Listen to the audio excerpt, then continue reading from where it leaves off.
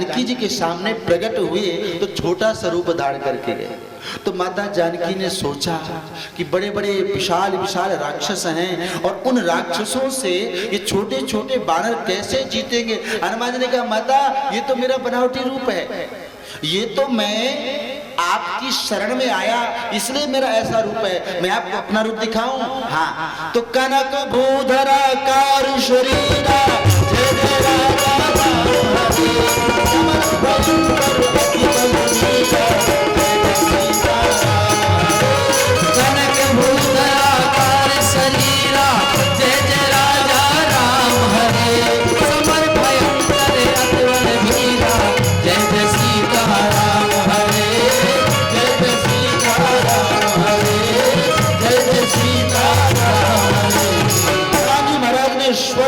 पर्वत ऐसा विशाल रूप धारण किया कि माता जानकी उस रूप को देख करके प्रसन्न हो गई और कहने लगी पुत्र तुम जाओ और मधुर फलों को खाओ, अपनी क्षुधा को दूर करो।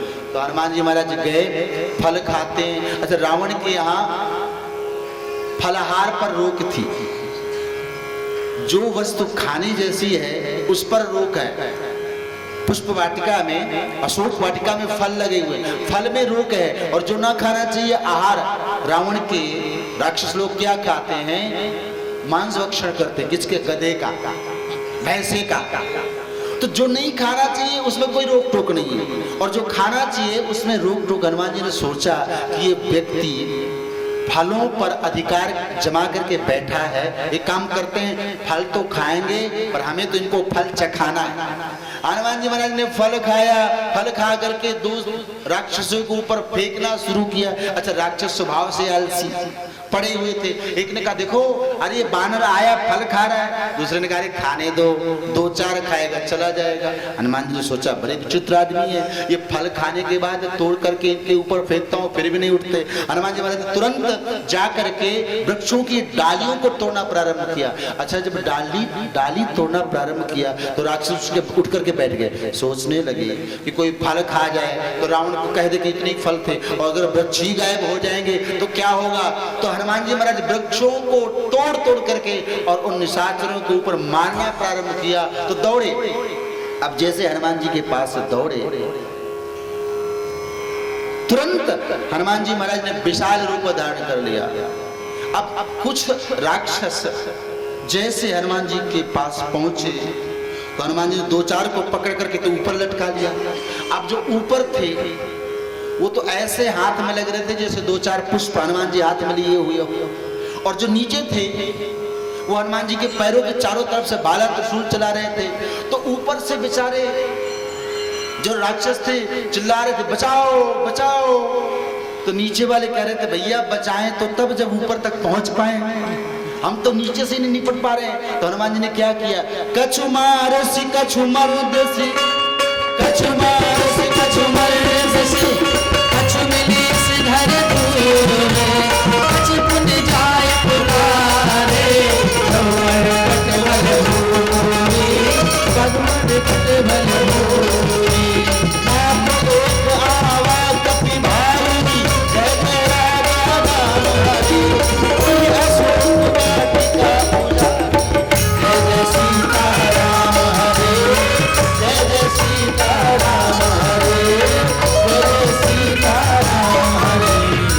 जो ऊपर बचाओ बचाओ चिल्ला रहे थे हनुमान जी उनको ऊपर ही मर्दन कर देते हैं, और जो नीचे पैरों के पास में भाले चला रहे थे हनुमान जी महाराज पैर से ही उनको कुचल दिया। और जो बेचारे दूर थे बचाओ बचाओ चिल्ला रहे थे वो दूर से भागे और दौड़ करके रावण के पास में गए। बोले महाराज बड़ा विशाल बानर आया है, क्या है? बोले वो मारता है और काटता है, दोनों काम करता है, मरकट। तो हनुमान जी ने कहा, रावण ने कहा अच्छा ऐसा बानर है तो जाकर के भट्टों को भेजो। क्यों? अगर बानर बलवान है तो भट्ट को भेजो। तो अब जितने बड़े बड़े भट्ट आए, जो जितने बड़े योद्धा थे हनुमान जी को उनको मारने में और सहूलियत थी, युद्ध करने में सहूलियत तभी हो जब थोड़ा कुछ बराबर के हो। अब ये तो छोटे छोटे थे, अब जैसे बड़े बड़े राक्षस आए तो हनुमान जी ने उनको तुरंत भटाभट कर दिया, तुरंत उनको भटभटा कर दिया। अब फिर दौड़े दौड़ के महाराज वो बानर तो पकड़ा नहीं जा रहा है, क्या करें? तो अक्षय कुमार को भेजा। अक्षय कुमार जैसे आया, अक्षय कुमार को हनुमान जी महाराज ने पकड़ करके उसका भी वध कर दिया। अब तो रावण क्रोधित हो गया और मेघनाद को भेजता है। मेघनाद रथ पर आकर के हनुमान जी से जैसे युद्ध करने लगा, विशाल युद्ध होता है मेघनाद का और हनुमान जी का। मल युद्ध अशोक वाटिका में पहले ही हो गया और हनुमान जी ने महाराज ने वो मेघनाद को उठा करके पटका कि जब युद्ध हुआ राम का रावण से, मेघनाद हनुमान जी के सामने कभी नहीं आया। हनुमान जी के सामने कभी नहीं आया और जो हनुमान जी ने पटकना प्रारंभ किया, घबराया, जीती न जाए प्रभंग न जाया,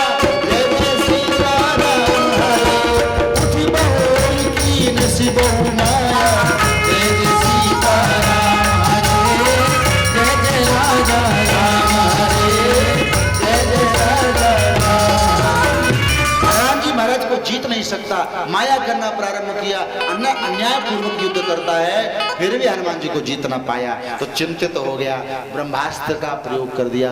हनुमान जी ने सोचा कि अगर मैं ब्रह्म बाण की महिमा को न मानूंगा तो ब्रह्मा जी की महिमा मिट जाएगी, इसलिए हाथ जोड़ करके और अस्त्र को स्वीकार कर लिया, बंध गए। अब तो मेघनाद प्रसन्न हो गया और बिना मतलब के ही युद्ध का डंका बजाते हुए रावण के पास में पहुंचा। सब वस्त्रों को लपेट दिए गया। रहा नगर बसन घृत तेला, बारी पूछ कीन कपि खेला। हनुमान जी महाराज ने पूछ बढ़ा दिया। हनुमान जी महाराज ने पूछ तो बढ़ा दिया और जो तेल, मिट्टी का तेल, कपड़ा बांध रहे थे पूछ में, हनुमान जी देख रहे थे कि कहां से चंदा आ रहा है। अब जिस घर से चंदा आ रहा है तो उस घर में प्रसादी तो देना पड़ेगा। तो अच्छा, इस चंदे में विभीषण का कोई चंदा नहीं था।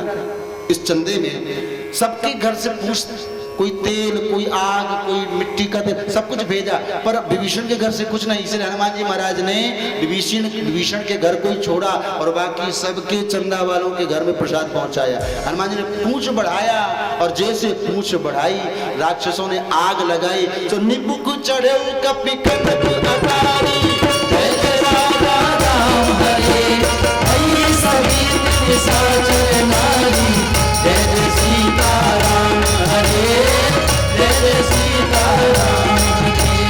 पुलकी महाराज ऊपर चढ़ गए और एक अटारी के ऊपर चढ़ करके जिस पूंछ में आग लगी थी, तो हर जगह आग तुरंत न पहुंचती। हनुमान जी ने पूंछ पकड़ा और जितने महल थे सबने निपुकी नचरू कपि कनक अटारी, जय जय राजा राम हरे, पुलकी पलके सवेलारी, जय जय सीता राम हरे, जय जय राजा राम हरे। हनुमान जी महाराज ने सोने की लंका जला दी। प्रश्न आता है कि सोना कभी आग से जलता नहीं है और कैसे जल गया? पर एक बार बताऊं, उस लंका में हनुमान जी ने शनि को उल्टा बांध करके रखा था और वो इसलिए कि शनि की 3 दृष्टि होती है, तीसरी, 10वीं और 7वीं। 10मस् तृतीय मंदा। तो शनि जो है तीसरे स्थान को, 10वें स्थान को और 7वें स्थान को पूर्ण दृष्टि से देखता है और जहां देखता है वहां विनाशी करता है। तो रावण को इस शनि की दृष्टि से परेशानी थी कि जब ये आएगी 7.5 तो ये मुझे भी घुमाएगा, तो एक काम करे इसको उल्टा टांग दो, तो इसकी दृष्टि मुझ पर पड़ी नहीं। तो इसीलिए प्रसंग आता है जब शनि उल्टे टंगे थे, हनुमान जी पहुंचे और लंका जलानी थी, तो हनुमान जी ने सोचा कि शनि को उल्टा कर दे, उल्टा से सीधा कर दे। तो उलटी पलटी, जो उल्टा था उलटी पलटी, जब पलटा दिया सीधा हो गया, तो जब शनि की दृष्टि पड़ी तो उलटी पलटी लंका सब जारी, जय जय राजा राम सिंधु मजारी, जय जय सीता राम हरे, जय जय सीता राम हरे, जय जय राजा राम हरे, जय जय राम। तो राम तो यज्ञ की आहुति देता है और उस यज्ञ से जो धुआं, ये सुगंध निकलती है, उस सुगंधी का मैं भोगता हूँ। तो हम राम कथा ज्ञान गंगा को, ज्ञान गंगा में गोता लगा रहे हैं और श्रवण कर रहे हैं। तो कल अंतिम विश्राम दिवस है, ठीक 3 से 6 कथा होगी। और परसों यानी सोमवार को मंगलवार को ठीक 10 से 12 हवन करेंगे। आप सब लोग हवन में आए और इस कथा को पूर्ण करें। कुछ सूचना होगी तो मंदिर की जो ट्रस्ट समिति है वो करेंगे। इसके बाद फिर हम आरती करेंगे। इन्हीं शब्दों के साथ अपनी वाणी को विराम दूंगा। प्रेम से हनुमान जी महाराज की जय। आइए एक छोटा सा भजन गा के हम लोग आरती करेंगे। वीरों में वीर निराला, भक्तों का है रखवाला। वीरों में वीर निराला, भक्तों का है रखवाला। राम जी का प्यारा हनुमान, अंजनी दुलारा हनुमान। वीरों में वीर निराला, भक्तों का है रखवाला। राम जी का प्यारा